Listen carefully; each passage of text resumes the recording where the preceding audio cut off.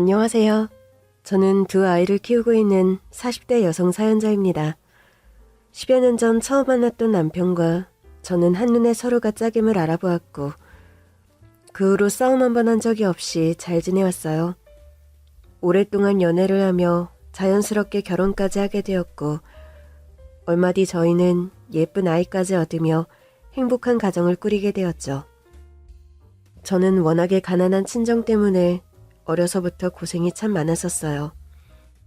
다른 아이들처럼 인형 한 번 가져본 적이 없었고 성인이 되어서는 먹고 살기 위해 생업전선에 뛰어들며 갖은 고생을 해야 했죠. 남편 역시 일하다가 만난 사이였고 남편은 자신 역시 가난한 형편 탓에 힘들게 살고 있다고 말했습니다. 심지어는 돈 때문에 온 가족이 뿔뿔이 흩어져 얼굴도 안 보고 지낸 지 오래라고 하더라고요. 저희 집은 그 정도는 아니었지만 돈 때문에 고생하는 걸 모르지 않았기에 저는 남편을 이해했어요. 하지만 저희가 결혼할 때가 되어서야 남편이 제게 사실을 말해주더라고요. 사실은 자신의 집안이 가난한 집안이 아니라 강남의 아파트가 몇 채나 되는 부잣집이라고 말입니다. 그런 사실을 숨기고 고생을 자처했던 남편이 이상하기만 했던 저는 남편의 설명을 듣고서야 남편을 이해할 수 있었습니다. 시댁은 돈이 무척 많았지만 그 돈이 전부 다 부정한 일로 벌어들인 돈이었거든요. 집이 아무리 잘 살아도 나는 그 돈 한 푼도 쓰고 싶지 않아. 어머니가 버는 돈은 받고 싶지도 않고 알고 싶지도 않아. 우리 어머니가 남한테 비싼 이자 먹여서 고리대금업을 하는 사람이거든. 동생은 성인이 되자마자 그런 어머니 일을 돕고 있었고 어머니는 나한테도 그런 일을 맡기고 싶어 하셨지만 나는 도저히 그럴 수가 없었어. 그런 일이 불법인 것도 당연하지만 돈 때문에 사람 목숨 지고 흔드는 짓을 어떻게 하겠어. 사채 잘못 써서 인생 망가지는 사람들을 보면서 나는 너무 자괴감이 들었어. 우리 어머니 때문에 사람들이 고통받는 걸 견딜 수가 없었거든. 그래서 내가 제발 그러지 마시라 몇 번이고 말려봤지만 어머니는 내 말을 들어주지 않으셨어. 돈놀이에 중독이 되신 건지 더 이상 돈이 필요 없는데도 사채업을 그만두지 않으시더라고. 그래서 나는 그런 일에 엮이고 싶지 않아서 집을 나왔고 그동안 가족들이 없는 것처럼 살았어. 그래서 남편은 그동안 고생하며 가난하게 살았고 저는 결혼할 때가 되어서야 시댁을 찾을 수 있었습니다. 그렇게 시댁 식구들을 보게 된 저는 남편의 말이 어떤 의미였는지 단번에 이해할 수 있었죠. 남편 말대로 시모와 시동생은 돈밖에 모르는 돈벌레 같은 사람들이었어요. 사람을 판단할 때도 돈으로 판단하고 사람이나 물건이나 모든 가치를 돈으로 환산하며 명예나 정의 같은 것들을 그냥 무시하는 사람들이더라고요. 그러니 그런 집에서 저 같은 가난한 집 며느리를 예뻐할 리가 없었죠. 남편은 거의 내놓은 자식이라 참견하지 않으셨을 뿐. 저는 그 집에서 사람 취급도 받지 못하고 늘 무시를 당하곤 했습니다. 하지만 저만 그런 취급을 받았던 건 아니었어요. 제가 남편과 결혼하고 몇 년 뒤 시동생이 결혼을 하면서 동서가 들어왔는데 동서는 무척 예뻤지만 보육원에서 자란 고아였습니다. 그러니 뒷배 없는 동서를 시어머니가 굳게 봐주실 리가 없었죠. 동서는 고아라는 이유로 시댁에서 시집살이를 해야 했고 저는 가끔 시댁을 갈 때마다 혼자 고생하는 동서를 안쓰럽게 바라보곤 했어요. 동서는 착하고 순수한 사람인데 시모와 시동생이 그런 동서를 너무 무시하고 괴롭히는 것 같았거든요. 그래서 저는 그런 동서를 챙겨주며 점점 동서와 가까워지게 되었습니다. 사실 동서는 누구나 좋아할 법한 그런 사람이었어요. 사람이 구김이 없이 밝고 긍정적이고 빛나는 사람이었죠. 그런 사람이 어쩌다 고아로 자라서 시동생 같은 남편을 만난 건지 저는 동서가 참 운이 없는 사람이라 생각했어요. 분명 더 좋은 사람을 만나서 사랑받고 살 가치가 있는 사람이었는데 말이죠. 그런데 저는 그런 동서에게 저라도 잘해주려 했습니다.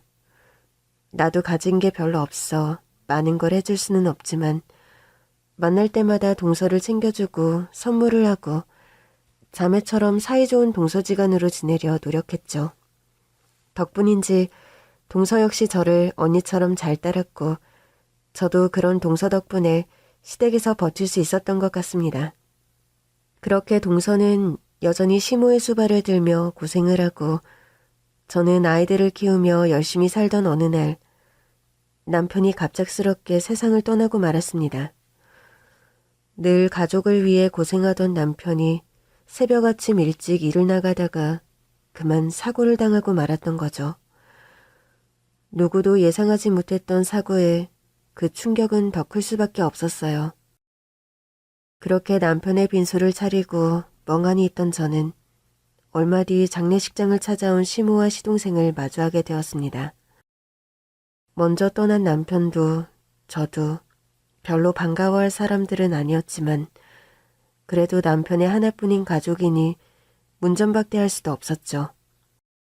그래서 저는 그 사람들이 그저 조용히 남편의 죽음을 기리다 가기를 바랐습니다.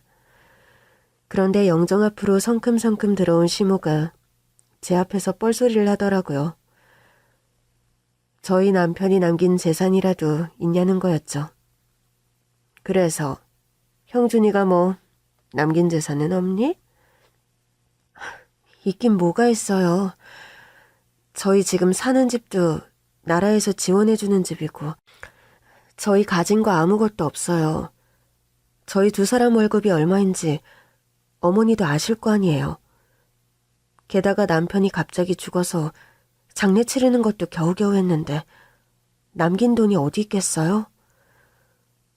니들이 워낙 없이 산 건 나도 알긴 알지만 그래도 형준이가 뭐라도 남긴 게 있을 거 아니냐?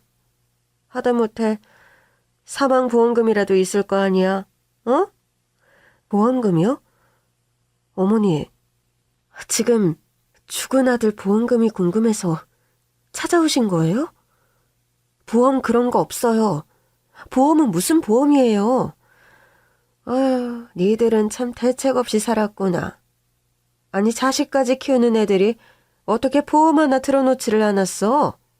그럼 니들 이제 어떻게 살려고? 아니 그럼 진짜 형준이가 남긴 게 없다는 말이야? 너 행여나 거짓말할 생각이라면 접는 게 좋을 거야. 내가 돈 냄새 기가 막히게 맡는 거 알지? 혹시 나한테 숨겼다가 꽁쳐놓은 돈 있으면 나 너 가만히 안 둔다? 뭐라고요? 지금 그걸 말이라고 하시는 거예요? 어머니, 진짜 너무하시네요. 여기 그 사람 장례식장이에요. 그 사람 어머니 아들이잖아요. 어머니는 안타깝게 떠난 아들이 가엾지도 않으세요? 어떻게 자기 아들 장례식에서 자기 아들 걱정이 아니라 돈 얘기를 먼저 하세요. 아들이나 마나 뭐 죽으면 그만이지. 그럼 내가 네 앞에서 눈물바람이라도 해야 한다는 거냐? 아이고. 그리고 형준이 그놈도 내 장례식에서 눈물 한 방울 안 흘렸을 놈이야. 지 엄마 평생 무시하고 영 끊고 살던 애가 내 걱정을 하겠니? 근데 내가 젊은 자식 걱정을 왜 해주냐? 에휴, 형도 참. 이렇게 빨리 떠날 거면 고집 좀 작작 부리지. 아이 그러게 모아둔 돈도 없이 혼자 죽으면 어떡해? 남은 처자식 생각이라도 했어야지. 형수, 앞으로 고생 좀 하겠어요. 근데 진짜 보험 같은 거 없어요? 아, 참. 이 사람들이 돈에 대한 개념이 없구나. 아, 그러니까 다들 없이 살았지. 이것들이 지금 무슨 소리를 하는 거야? 당신들 돈밖에 모르는 쓰레기들이라고 생각하기는 했지만 생각보다 더 너무하네. 고인을 모욕하는 것도 정도가 있지. 어떻게 내 남편 영정 앞에서 그딴 소리들을 떠들어? 너희들 같은 인간 쓰레기들이 우리 남편과 한 가족이었다는 게 끔찍할 지경이야. 그래, 당신들이 우리 남편 가족으로 생각 안 하는 거 나 잘 알았어. 우리도 당신들 가족으로 생각 안 할 테니까 당장 꺼져. 내 남편 장례식장에서 당장 꺼지라고. 꺼지라면 못 꺼질 줄 아냐? 지금 네가 나한테 성질 낼 때야? 자식들을 어떻게 먹여 살려야 할지 막막하래가. 나한테 잘 보이지는 못할 망정. 너 이러는 거 후회할 거야? 후회는 무슨 후회? 나야말로 니들이 주는 더러운 돈 받을 생각 없으니까 헛소리 하지 마. 결국 저는 소금을 뿌리며 시모와 시동생을 쫓아냈고 그 후로 다시는 그 집 식구들과 만나는 일이 없었습니다. 남편이 살아있을 때에야 남편이 불쌍해서 시댁으로 인정이라도 했던 거지만 이젠 남편마저 없으니 저도 그 인간들을 제 가족이라고 생각하고 싶지 않았어요. 상종도 하고 싶지 않은 시모와 시동생과는 평생 연을 끊고 싶었습니다. 그렇게 남편이 죽은 후로 저는 시댁과 연을 끊게 되었고 시댁에서 지내는 동서와도 자연스럽게 연락이 끊기게 되었어요. 동서를 못 보게 된 것은 아쉬웠지만 동서가 그 집 며느리인 이상 어쩔 수 없는 일이었죠. 그렇게 저는 남편이 떠난 후 파출부일을 다니며 홀로 힘들게 아이들을 키워갔습니다. 남의 집 파출부일을 하면서 힘들지 않다면 그건 거짓말이겠죠. 청소하는 것도 쉽지 않은 데다가 콧대 높은 사모님들 상대하느라 매일 시름이었거든요. 하지만 내 피땀 흘려 돈을 벌 수 있으니 그런 고생은 힘든 것이 아니었어요. 제게 그런 고생보다 더 힘들었던 것은 남편의 부재였죠. 남편이 살아있을 적에는 어렵게 살아도 서로 의지하고 보듬으며 어떻게든 버틸 수 있었는데 그런 남편이 없으니 그 사람의 빈자리가 너무나 크더라고요. 친정에 기댈 수 없는 제가 남편 말고 기댈 사람이 없었으니까요. 제가 친구라도 많았더라면 이런 고민을 안 했으려나 모르겠지만 속마음을 털어놓을 친구 하나 없던 저는 늘 혼자일 수밖에 없었습니다. 이러나 저러나 자식 보고 산다고는 하지만 그렇다고 자식 앞에서 힘든 이야기를 할 수는 없잖아요. 그냥 가끔씩 내 얘기 좀 하고 위안도 받고 그럴 상대가 있으면 참 좋겠다 싶더라고요. 그래서 그런지 저는 부쩍 동서 생각이 들었습니다. 시댁 식구들과는 도통 가까워질 수 없었던 제가 유일하게 정붙였던 식구가 동서였거든요. 남편이 그렇게 되고 장례식장까지 깽판 치러 온 시모와 시동생 때문에 아주 연을 끊고 나서는 동서와도 소식이 닿지 않았어요. 그래도 나름 언니 동생처럼 가깝게 잘 지냈었는데 동서도 제게 연락이 없더라고요. 그래서 내심 섭섭한 생각이 들기도 했지만 아마 동서도 그 집에서 저한테 연락하는 게 쉽지 않았을 거라 생각했습니다. 그 집 식구들 앞에서 저한테 연락한 걸 들키면 어떤 난리가 펼쳐질지 저 역시도 뻔했으니까요. 그래서 저는 어쩌면 무소식이 희소식이라 생각하며 동서가 잘 지내고 있기만을 바랐습니다. 종종 친구가 필요할 때마다 동서 생각이 떠올랐지만 언젠가 다시 만날 날이 올 거라 기대하고 있었죠. 그러던 어느 날 정말로 동서에게서 연락이 찾아왔습니다. 오랜만에 동서의 연락이 어찌나 반갑던지 자신을 만나러 한번 와달라는 동서의 말에 저는 한달음에 동서에게 달려갔습니다. 그런데 왠지 전화기 너머로 동서의 목소리가 좋지 않아 보이더라고요. 무슨 일이라도 있는 건지 말하는 음성에 힘이 없어 보였거든요. 그래서 걱정이 되었는데 막상 동서가 알려준 주소가 동서의 목소리보다 더 이상했어요. 만나자고 하면 카페나 식당에서 보자고 할 줄 알았더니 웬 집으로 부르나 싶어서 말이죠. 동서에게 사정이 있으리라 생각한 저는 더 묻지 않고 그 주소로 찾아가게 되었습니다. 그러자 동서는 웬 다 쓰러져가는 원룸 건물에 혼자 남겨져 있었어요. 동서, 이게 다 무슨 일이야? 아니, 동서가 왜 여기 있는 거야? 나는 동서가 당연히 시댁에 있는 줄 알았더니 정말 무슨 일 있었어? 그렇게 됐네요, 형님. 제가 생각해도 제 팔자가 참 기구하다 싶어요. 어쩌다 내가 이 꼴이 되었는지. 형님이 보기에도 기가 막히시죠? 그게 무슨 말이야, 동서. 뭐야, 동서도 그 집 식구들이랑 영 끊은 거야?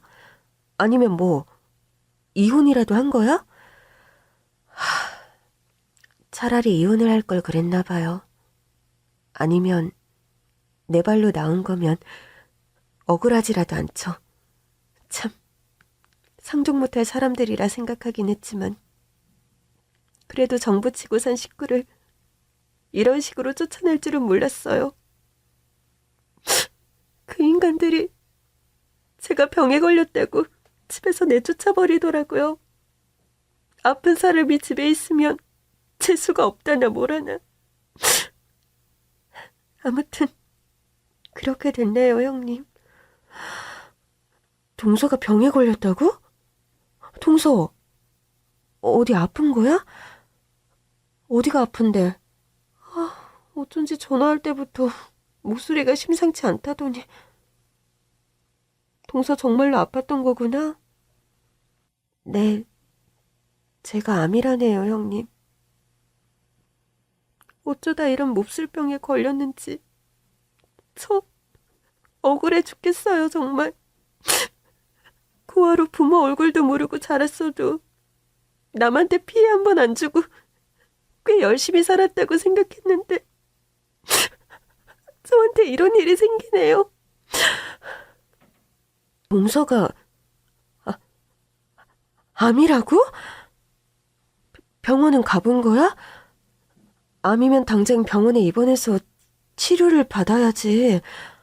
왜 이런 골방에 박혀서 혼자 이러고 있어? 그 집 식구들이 쫓아냈다고 해도 이러고 있으면 안 되지. 억울해서라도 더 보란 듯이 살아야지. 이러고 있으면 어떡해. 안 되겠다, 동서. 지금 나랑 당장 병원부터 가자.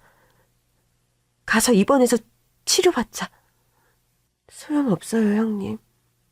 저 병원 안 가도 돼요. 그게 무슨 소리야? 아픈 사람이 병원을 왜 안 가? 요즘 세상에 암이 뭐 어때서. 요즘 암은 완치율도 높대. 의사 선생님 말 잘 듣고 치료 잘 받으면 다 괜찮아질 거야. 아니, 아프다는 사람이 혼자 이러고 있으면 어쩌려고 그래. 남편이랑 시모한테 버림받았다고 스스로도 버릴 셈이야? 아니에요, 형님. 저 정말 괜찮아요. 저 걱정해주시는 형님 마음은 잘 알지만 저 병원에 가봐야 소용없어요. 병원에서도 가망 없다고 호스피스 병동을 추천해주던걸요. 제가 게으른 탓이죠. 좀 아프면 바로바로 병원 쫓아가고 그랬어야 하는데 챙겨주는 사람도 없어서 스스로 챙길 줄도 모르던 제가 제 병을 혼자 키워왔네요. 그래서 저 진짜로 병원 안 가도 돼요. 가봐야 아무 소용없어요. 암에 걸린 동서는 병에 걸렸다는 이유만으로 시댁에서 쫓겨났다고 했습니다. 가정부처럼 부려먹던 식구가 아파서 아무것도 못하니 집에 있을 필요가 없다고 내쫓았나 보더라고요. 시동생 인성이 시모 닮아 쓰레기라는 건 진작 알고 있었지만 설마 이 정도일 줄은 몰랐습니다. 그래도 결혼해서 가정 꾸리고 같이 살던 마누라한테 어떻게 이럴 수가 있는지. 저는 아픈 몸으로 쫓겨난 동서가 너무나 가여웠어요. 착하기만 하고 불쌍한 동서를 왜 이렇게 일찍 데려가려고 하시는지 동서는 애석하게도 완치에 대한 가망조차 없었습니다. 병원에서 치료조차 권하지 않았다고 할 정도였죠. 그렇다고 이러고 있는 게 말이나 돼? 동서는 억울하지도 않아?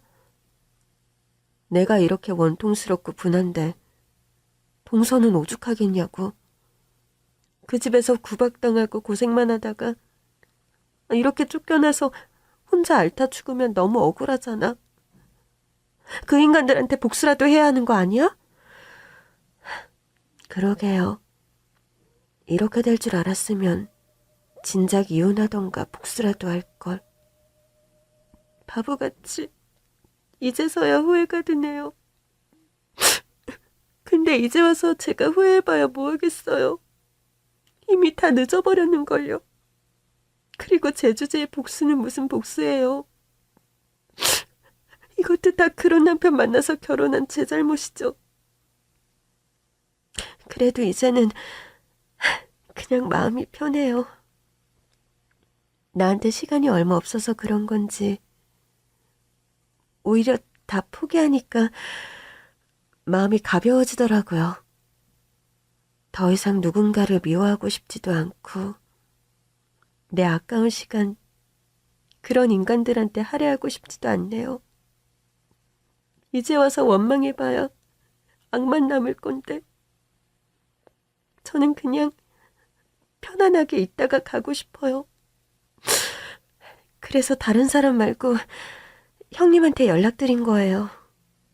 제가 죽을 때 죽더라도 형님은 한번 만나 뵙고 가야겠다 싶더라고요. 제가 그동안 얼마나 형님한테 연락하고 싶었는데요. 근데 시어머니라는 사람이 제 핸드폰 뺏어서 형님 전화번호까지 삭제해버리고 제 번호까지 바꿔버려서 형님이랑 연락하면 쫓아낸다 협박을 하더라고요. 그때는 그게 무서워서 형님한테 연락할 생각도 못했는데 결국 이렇게 될 줄 알았으면 그냥 연락하고 지낼 걸 그랬어요. 그쵸? 형님은 저 안 보고 싶으셨어요? 나도 보고 싶었지. 나도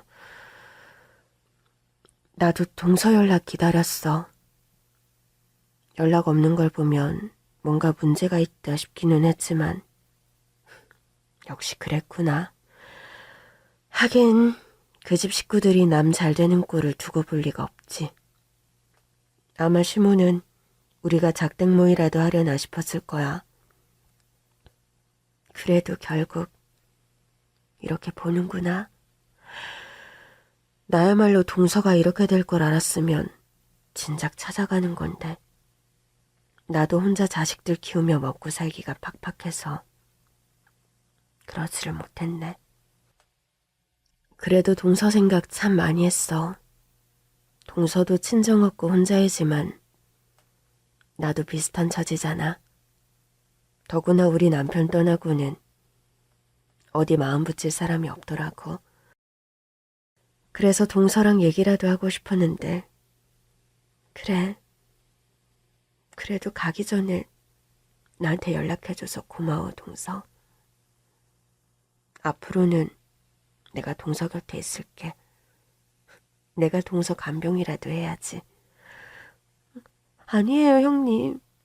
간병은 무슨 간병이에요. 저 형님한테 그런 부탁 시키려고 연락드린 거 아니에요. 저는 그냥 정말로 형님 뵙고 싶어서 그런걸요. 나도 내가 하고 싶어서 하려는 거야. 동서가 나한테 보통 인연이야? 그 지옥 같은 시댁에서 유일하게 마음 붙였고 정도 많이 들었는데 나한테는 동서가 내 동생이나 다름없어. 그러니까 언니가 하는 대로 그냥 믿고 맡겨. 아픈 것도 서러워 죽겠는데 혼자 하려면 얼마나 힘들겠어? 내가 달리 해줄 건 없지만 어떻게든 옆에 있어줄게. 외롭게 가지마, 동서. 치료 방법도 없고 살 날도 얼마 남지 않은 동서에게 제가 해줄 수 있는 일이라곤 그저 곁에 있어주는 것밖에 없었습니다. 마음 같아서는 어디 가서 생명수라도 떠와서 동서를 살리고 싶었지만 그럴 수가 없다는 게 정말 애석했네요. 그렇게 저는 그 후로 동서의 곁을 지키게 되었습니다. 혼자 골방에 쓸쓸하게 있던 동서를 우리 집으로 데려와서 안방을 내어주고 동서를 극진히 보살폈어요. 그래봐야 몇 끼니 식사를 챙기고 같이 산책을 하는 정도였지만 그만한 호의에도 동서는 무척이나 고마워했습니다. 별것도 아닌 작은 일에 기뻐하고 행복해하는 동서를 보니 안쓰러워서 더 잘해주고 싶더라고요. 그래서 저는 동서가 떠나기 전 동서와 가까운 곳으로 여행도 가고 동서와 말동무를 하며 나름대로 의미 있는 시간을 보낼 수 있었습니다. 그 전에 시동생에게 끌려다니느라 자기가 바라는 여행을 가본 적이 없었다고 하더라고요. 남의 수발 들지 않고 자기 보고 싶은 거 보고 다니고 먹고 싶은 거 먹고 다니는 여행다운 여행이 처음이라며 좋아하는 동서의 모습에 저도 조금은 걱정이 덜어지는 듯 했어요. 벌써 마음을 많이 비운 듯한 동서를 보며 저는 동서가 바라던 대로 마음 편히 지내다 떠날 수 있기를 바랐습니다. 그리고 결국 동서의 마지막이 찾아오게 되었죠. 형님, 아무래도 저는 여기까지가 마지막인가 봐요. 약한 소리 하지 마, 동서. 마지막이라니. 그런 말이 어딨어. 아니에요. 이젠 정말 느껴져요. 오늘 밤을 못 넘기게 될 것 같네요. 그래도 너무 슬퍼하지는 마세요, 형님. 저 형님이랑 지내던 지난 몇 달이 정말 행복했거든요. 아마 제 인생에서 그렇게 마음 편하고 즐거웠던 적은 없었던 것 같아요.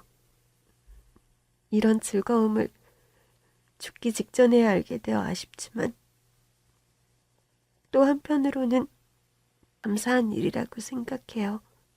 형님이 없었더라면 저는 그런 행복도 모르고 죽었겠죠? 역시 형님께 연락하기를 참 잘한 것 같아요. 형님이 전에 제가 동생 같다고 하셨던 것처럼 저도 형님을 늘 언니라고 생각했어요. 나한테 진짜로 이런 친언니가 있었더라면 얼마나 좋았을까. 늘 그렇게 생각했어요. 우리가 이번 생에는 동서지간으로 만났지만 다음 생에는 꼭 자매지간으로 만나요. 그때는 내가 먼저 태어나서 형님한테 좋은 언니 되어줄게요. 동서, 그래. 우리 다음 생에는 자매로 태어나자. 누가 언니하든 상관없으니까 꼭 가족으로 만나자. 그때 되면 지금 못해준 거 그때 다 해줄게. 정말 고마워요, 형님. 형님은 참 좋은 사람이에요. 그동안 정말 즐거웠고 감사했어요.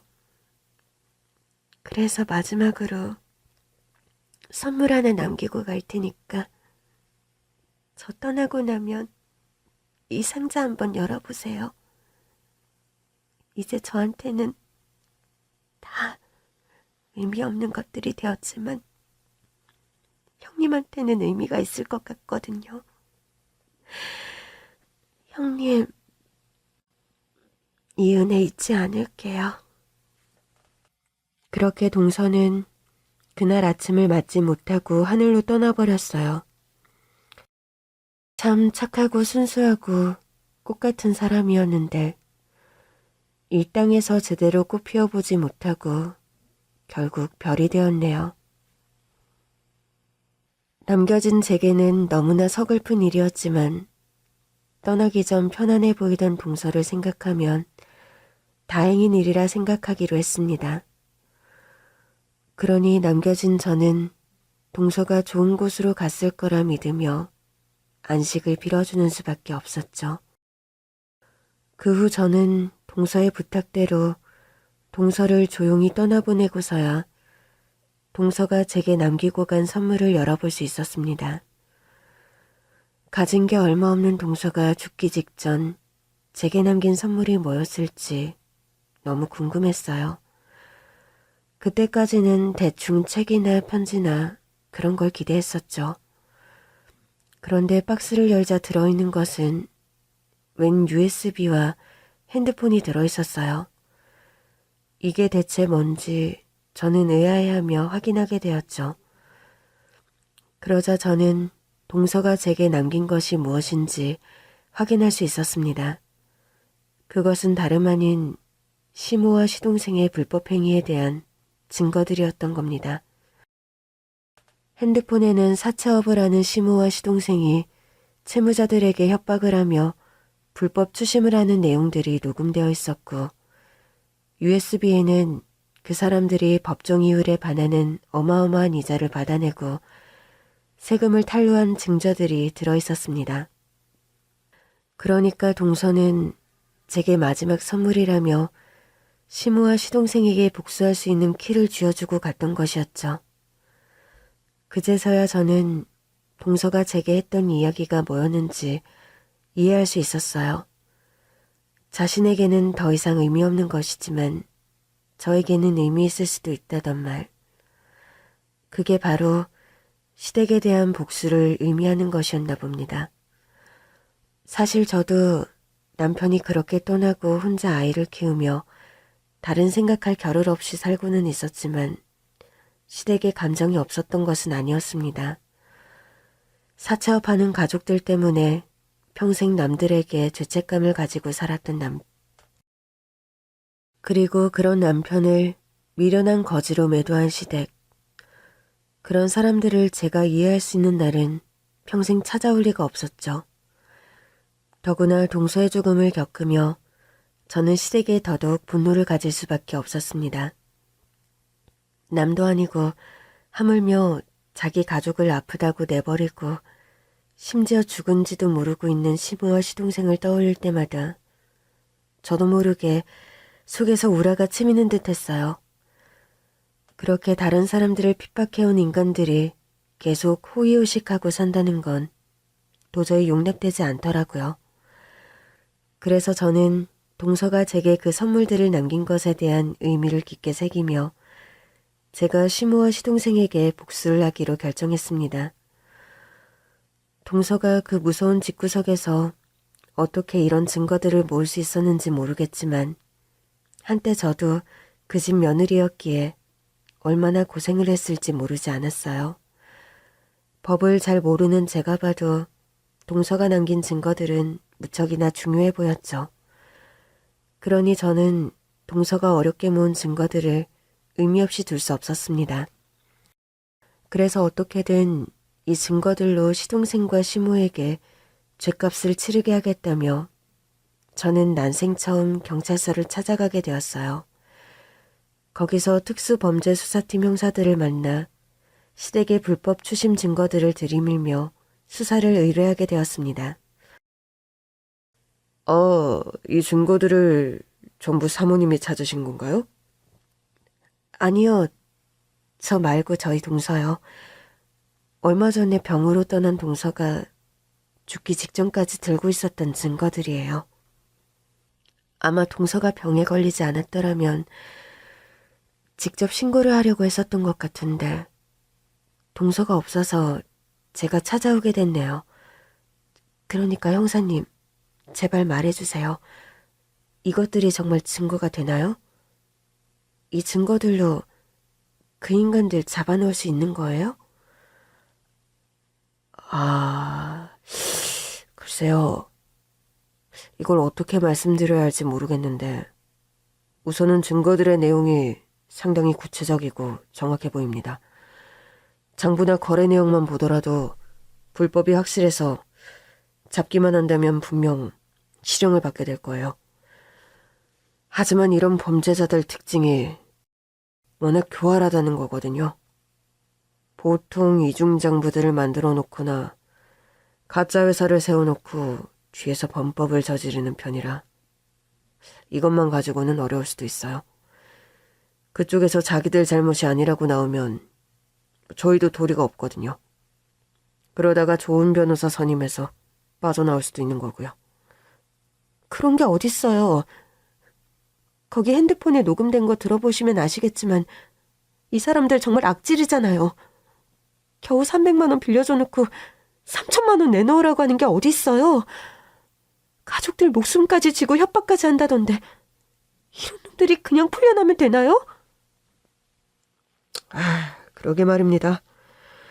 이런 놈들은 제대로 콩밥을 먹여야 하는 건데 이거 저희도 노력은 해보겠지만 쉽지 않다는 것만 알아주세요. 아니면 자기들 입으로 범죄를 시인하는 영상이라도 있으면 좋은데 말이에요. 그러면 바로 영장 발급받아서 수색할 수 있거든요. 근데 이게 웬만해서는 쉬운 일이 아니라. 영상이요?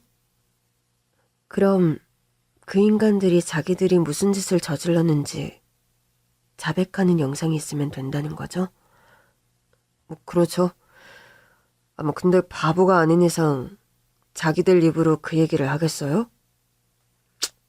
아마 어려울 겁니다. 아니에요. 제가 해볼게요. 아니, 제가 할 수 있어요. 그러니까 제가 자백 영상 받아낼 테니까 형사님은 그 인간들 꼭 콩밥 먹여주세요. 부탁드릴게요. 그래서 저는 시모와 시동생의 자백을 받아내기 위해 제가 직접 미끼가 되기로 했습니다. 성질 급하고 더러운 그 인간들의 성격을 잘 아는 제가 직접 그 사람들을 마주해서 살살 긁어 자백 영상을 받으려고 말이에요. 그래서 저는 경찰서에서 제공해 주시는 소형 카메라를 옷에 들고 조심스럽게 시댁으로 찾아가게 되었습니다. 그리고 정말 오랜만에 시모와 시동생을 만나게 되었죠. 안녕하세요. 다들 잘 지내셨어요? 어라? 형수, 병수가 여긴 웬일이에요? 형 죽고 나서 몇 년만 아니에요? 아니, 네가 여기가 어디라고 발을 들여? 들이게. 너 미쳤니? 영 끊차고 소식도 없던 애가 갑자기 여기는 왜 찾아왔대? 왜요? 저는 여기 찾아오면 안 되나요? 저희 남편 죽었지만 그래도 저 이 집 며느리잖아요. 그러는 어머님이나 서방님은 저 안 보고 싶으셨어요? 형수, 진짜 미쳤어요? 형수가 보고 싶었냐니. 그런 소름 끼치는 말이 어딨어요? 그러는 형수도 우리가 별로 보고 싶지는 않았던 것 같은데 왜 갑자기 여기까지 찾아오셨을까? 그러게 말이다. 너무 우리한테 구걸이라도 하러 온 거냐? 구걸하면 좀 도와주실래요? 예, 사실 저 혼자 애들 키우며 사는 게 참 힘드네요. 그래도 남편 있을 때는 둘이 맞벌이라 어느 정도 먹고 살 법은 했는데 남편 떠나고 나니까 정말 힘들어요. 아이고, 그럴 줄 알았다. 소식도 없이 살던 것이 갑자기 찾아올 일이라고는 그것밖에 없지. 그래, 너 지금 입고 있는 옷꼬라지만 봐도 얼마나 힘들게 사는지 알겠다. 아휴, 너는 아무리 돈이 없어도 그렇지. 옷이 그게 뭐니 그게. 어디 시장 통해서 주워 입은 거냐? 너는 대체 어찌 살길래 옷 한 벌 제대로 해 입을 돈도 없니? 돈이 없는데 제 형편의 옷은 무슨 옷이겠어요.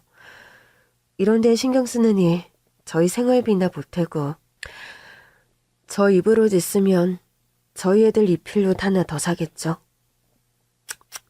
에휴, 사람이 나이가 들수록 품위가 있어야 하는 건데 말이야.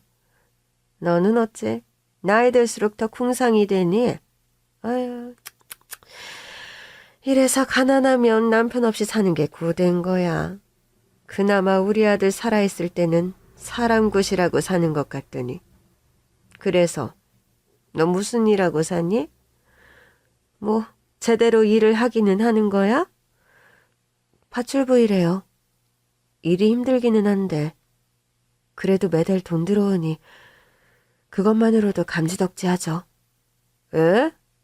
형수 파출부일을 해요? 아니, 할 일이 얼마나 없으면 파출부를 해요? 세상에. 형수 진짜 많이 힘들었던 모양이네. 그러게 말이다. 아니, 아무리 할 일이 없어도 그렇지. 어떻게 파출부 일을 하니? 너는 남의 밑에서 그렇게 일해서 돈 버는 게 좋니? 누가 좋아서 하나요? 어쩔 수 없으니까 하죠. 저랑 어머니는 많이 다르잖아요. 그러는 어머니는 여전히 잘 지내시는 모양이네요. 하시던 일은 잘 되세요? 뭐 보다시피 잘 되고 있다. 네가 내 걱정을 다 해주고 웬일이니? 언제는 남의 등골 뽑아먹는 사채업자라 그러더니 이제 네가 좀 철이 들긴 들었는 모양이다. 아, 아직 사채업 하시는구나. 저는 요즘에는 다른 일 하시나 싶어서 궁금해서 물어본 거죠. 그럼 사채 일은 잘 되세요? 하긴 돈 빌리는 사람은 누구나 있을 텐데 어려운 일이 뭐가 있으시겠어요? 그냥 앉아서 돈 벌면 되는 건데, 그쵸? 야, 너는 무슨 말을 그렇게 싸가지 없이 하니? 그냥 앉아서 돈 번다니. 우리가 얼마나 고생하는 줄 알기나 해? 너는 이 일이 마냥 쉬워 보이는지 몰라도 돈놀이 하는 것도 그냥 하는 일이 아니야. 돈 빌려간 놈들이 돈 쉽게 갚는 거 봤냐? 이것들이 돈 빌리러 올 때는 당장 다음 주에라도 갚겠다고 납작 엎드려서 빌더니 화장실 들어갈 때 나올 때 기분 다르다고 돈 갚으라고 하면 입 싹 닫고 잠적을 해버려요.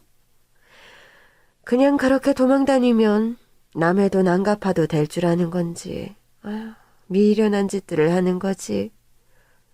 어머, 그럼 그렇게 해서 돈 못 받아내시면 어떻게 해요? 적은 돈도 아닌데 그 돈 그냥 떼어먹히면 어째요?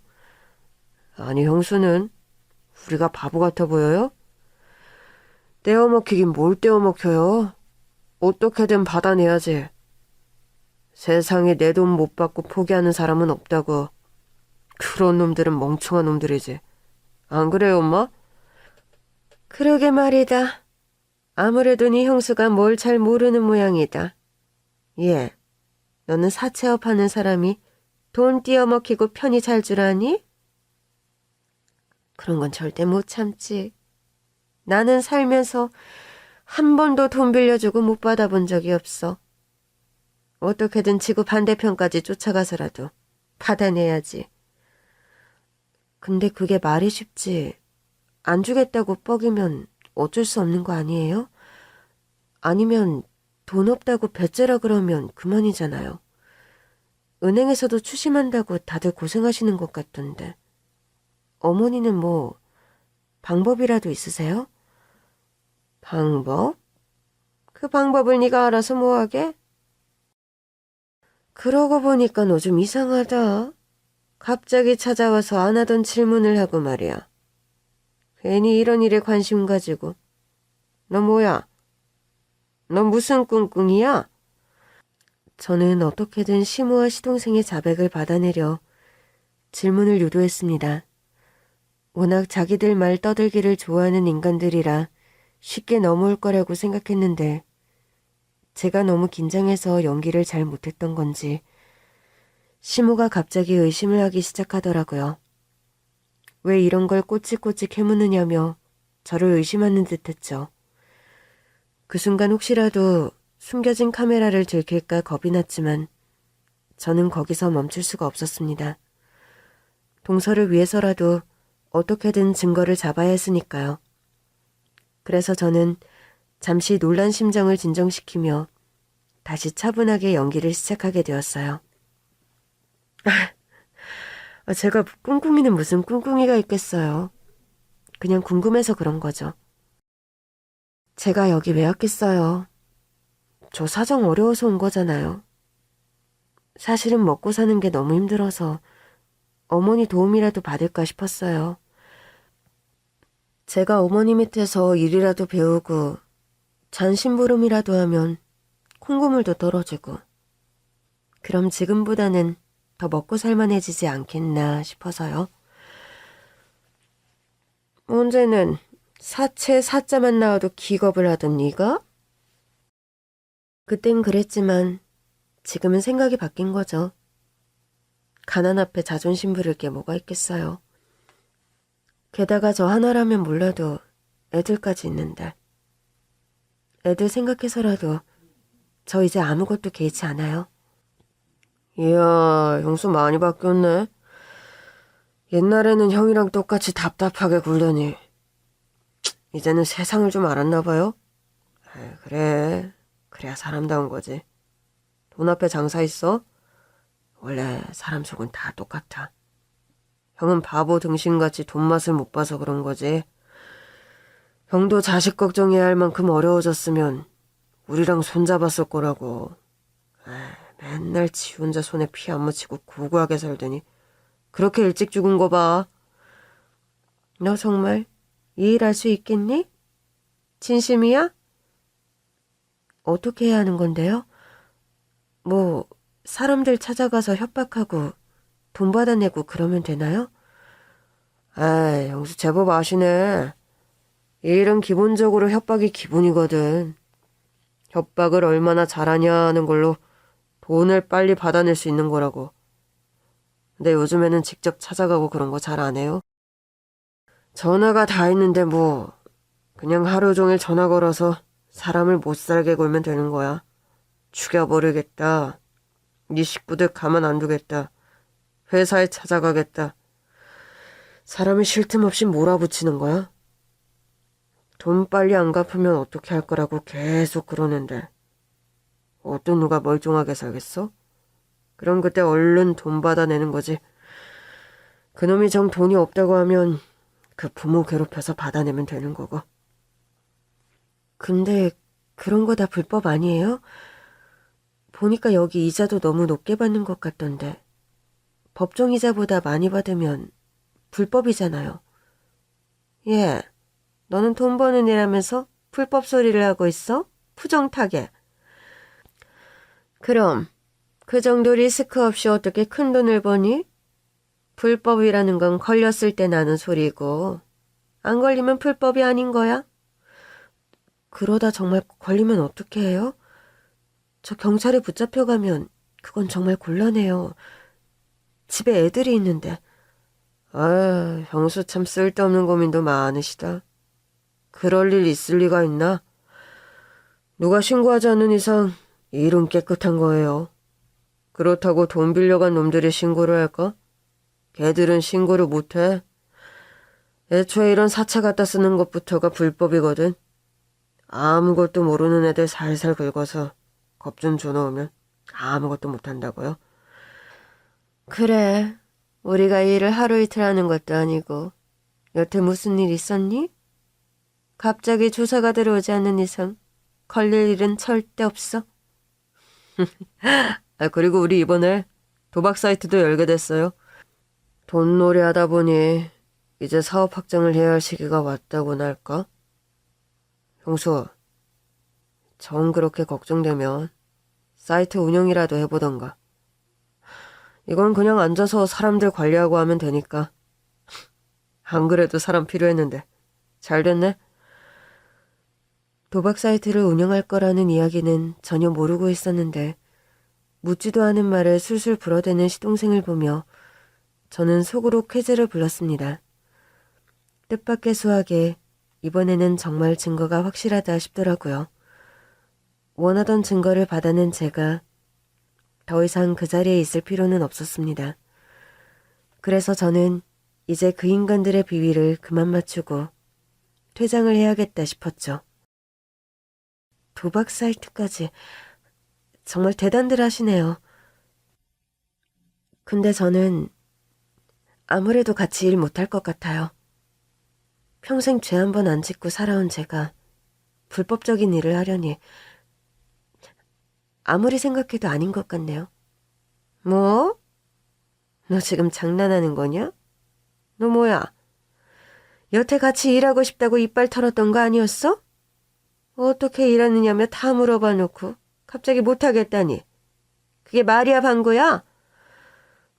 들어보고 합법적인 일이면 해볼까 했는데 너무 대놓고 불법이잖아요. 안 걸리면 범법이 아니라니 그런 무책임한 말이 어딨어요? 어머니는 법이 그렇게 우스우세요? 세상 일이 다 마음대로 돌아가는 것 같으세요? 뭐야? 야, 너 무슨 소리 하는 거야? 아까까지만 해도 먹고 살 길이 막막하다고 그러더니 너 아직 배가 덜 고픈 모양이다? 너 죽을 때까지 그렇게 거지꼴로 살고 싶은 거야? 너 평생 파출부일하면서 살고 싶냐? 네가 뭘 잘못 생각하고 있는 모양인데. 너 그 자존심부터 내려놔야 해. 너는 네가 청렴결백하게 사는 게 멋있어 보이는 모양인데 그건 뭐 아니야. 쓸데없는 고집이지. 당장 밖에 나가봐라. 그렇게 거지같이 있는 너랑 명품으로 감고 있는 나랑 사람들이 누구를 더 존중해 줄지 안 봐도 뻔한 거 아니니? 그런데도 그렇게 법 따져가면서 거지처럼 살고 싶으면 그러든가. 그래도 며느리였다고 내 손주들 봐서 도와주려고 그랬더니 너 같은 것들은 도와줄 가치도 없는 것들이야. 그래도 자기가 하는 일이 범법인 걸 알기는 아나 보네요. 나는 하도 당당하게 말하길래 뭘 잘 모르고 그러는 줄 알았지. 그런 거 보면 어머니도 참 대단하시네요.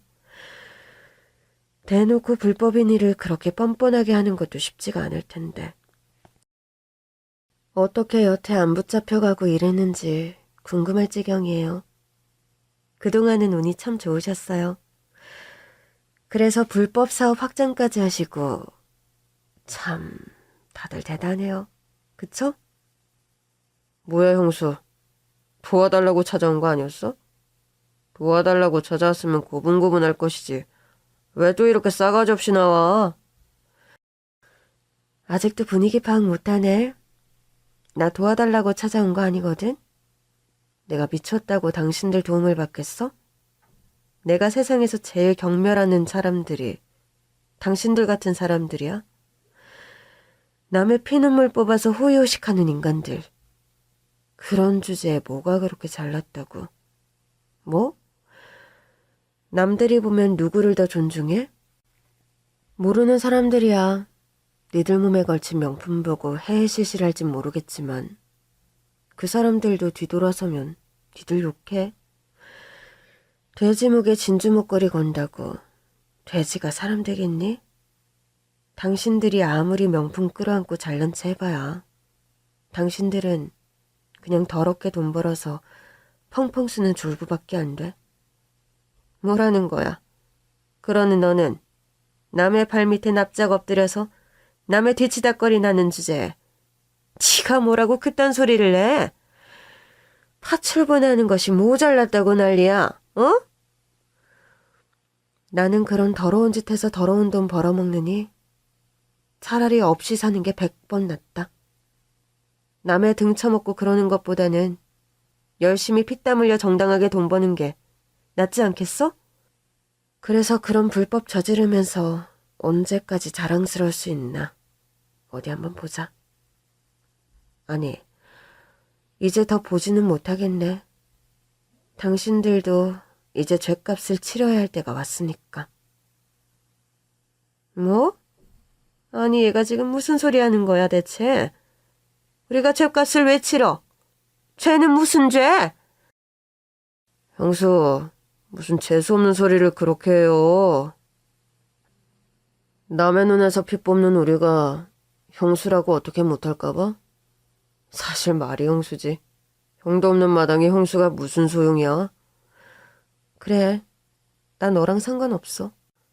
그러니까 앞으로 나 형수라고 부르지도 마라. 니놈 입에서 나오는 형수 소리 끔찍하게 듣기 싫으니까. 애초에 너 같은 놈이 내 남편이랑 한 배에 나왔다는 게 도저히 믿어지지가 않는다. 아니, 애초에 저딴 여자 밑에서 자랐다는 게 믿어지지 않지. 그러고 보면 우리 남편 참 불쌍한 사람이야. 가족이라는 것들이 이따위 저질이라 고아처럼 살았잖아. 그래서 남편만 생각하면 당신들 정말 용서하고 싶지가 않았었는데. 그런데 동서 덕분에 이제야 복수를 하게 되었네. 그럼 어디 감옥 바닥에 누워서 평생 후회하기를 바래. 내가 왜 그런 짓을 했을까 뼈저리게 반성해보라고. 그러게, 그렇게 남의 돈 뺏어서 쌓아두면 뭐해. 감옥 들어가면 결국 한 푼도 못 건질 것을. 그래도 너무 걱정들 하지 말아요. 거기 가면 나라에서 밥도 주고 옷도 입혀준다고 하니까 먹고 살 걱정은 안 해도 되지 않겠어요? 아니, 복수라니. 무슨 복수? 니까 것이 감히 우리한테 복수를 하겠다고? 시모는 여전히 저를 무시하며 제게 고함을 지르고 있었습니다. 그런 시모와 시동생에게 저는 마지막으로 인사해 주었고, 그 순간 대기하고 있던 경찰들이 들어와 집을 덮쳤어요. 제가 잡고 있던 증거자백이 실시간으로 경찰 쪽에 전해지며 급습을 할 수가 있었던 거죠. 설마 저 같은 가난한 며느리가 자기들에게 복수할 거라는 상상도 하지 못했을 시모와 시동생은 무방비 상태로 완전히 당할 수밖에 없었습니다. 그렇게 시모와 시동생은 곧바로 경찰서로 끌려가 조사를 받게 되었고, 빈집을 털어 압수한 어마어마한 현금들과 불법 증거들에 둘은 실형을 받게 되었습니다. 언제나 똘똘 뭉쳐 남을 괴롭히던 두 모자가 사이좋게 나란히 감옥에 들어가게 되었던 거죠. 그렇게 명품 좋아하던 양반이 나라에서 주는 옷은 잘 어울릴지 궁금하더라고요. 그렇게 시모와 시동생에게 복수를 할 수 있었던 저는 10년 묵은 체증이 내려가는 기분이었습니다. 조금 늦었지만 그 인간들이 제대로 죗값을 치르게 되어 참 다행이라는 생각을 했어요. 그리고 이 모든 것이 결국 동서 덕분이었죠. 그래서 저는 하늘에서 동서가 이 광경을 보고 있기를 바라며 동서도 이제는 마음 편히 지내기를 바랐습니다. 그런데 얼마 뒤 저는 동서에게서 더 놀라운 선물을 받게 되었어요. 어느 날 제 통장으로 무려 10억이라는 돈이 들어왔더라고요. 처음에는 잘못 들어온 돈인가 싶어 깜짝 놀랐는데 알고 보니 그 돈이 동서가 제게 남긴 돈이었습니다. 죽음을 앞둔 동서가 자신의 생명보험금을 제 앞으로 지급받게 해두었던 거죠. 어떻게 그런 생각을 했는지 저는 동서의 마지막 선물이 얼떨떨하기만 했어요. 내가 너무 과한 것을 받은 게 아닌가 싶어 처음에는 그 돈을 써도 될까 걱정부터 들더라고요. 하지만 동서가 제게 남긴 것이기에 고맙게 받기로 했습니다. 그렇게 하루아침에 10억이 생긴 저는 그 돈으로 작은 집을 얻고 남은 돈으로는 가게를 차리기로 했습니다. 직접 내 가게를 운영하게 되니 아이들을 챙길 시간도 많아지고 전처럼 돈 걱정할 일도 없더라고요. 드디어 제 인생에도 여유가 찾아오게 된 거죠. 그래서 저는 지금도 매일같이 동서에게 고마운 마음이 듭니다. 어쩌면 양심을 저버리지 않고 묵묵히 열심히 살아온 제게 동서가 준 고마움의 의미가 아니었을까 싶네요. 그럼 앞으로도 저는 아이들과 함께 열심히 행복하게 살아가도록 하겠습니다. 여러분들도 돈보다는 명예를 쫓으시기를 바라며 제 이야기는 여기서 마칠게요. 감사합니다.